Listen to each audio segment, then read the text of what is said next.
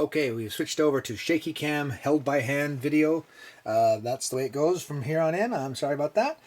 We're just checking out the front panel, and as you can see, Dave's Juno-106 is indeed an immaculate unit. He's kept very, very good care of it. Nothing's damaged or broken, and lovely, lovely, lovely. These irreplaceable, made from unobtainium buttons, caps here. The button caps, especially the blue ones, are the original sky blue color that they're supposed to be.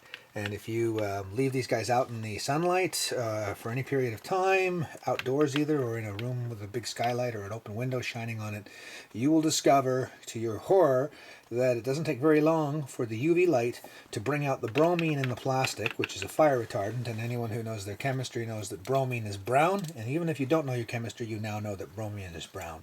How brown? Well, let me show you. Here is a button cluster that has been harmed by UV. Now take a look at that. That looks terrible. But that is not so bad as compared to what happens to the blues. And that's why the Juno's Blues video is all about trying to fix the problem. Look what happens to them. They become a horrible greeny gray. A greeny bluish gray. It's kind of like, as I've said before, it's like if you leave steak too long in your fridge, it attains this kind of undead color.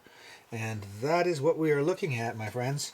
The only buttons that are immune is the ones that are already orange to begin with. This is from the same synth as the ones that were discolored so much. And as you can see, they're a bit darker, but that doesn't actually ruin their tone because they're still kind of orange.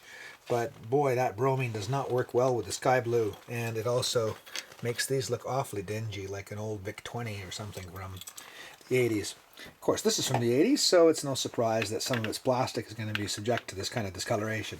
Okay, I'm digressing a little bit, but I wanted to just point out that this is a different kind of machine than what I normally deal with.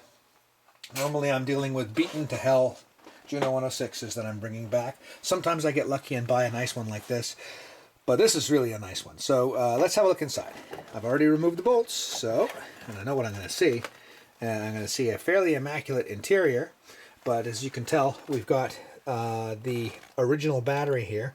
Oh, these are Packrat patches. Be careful, we'll back those up. And then over here is the voice board.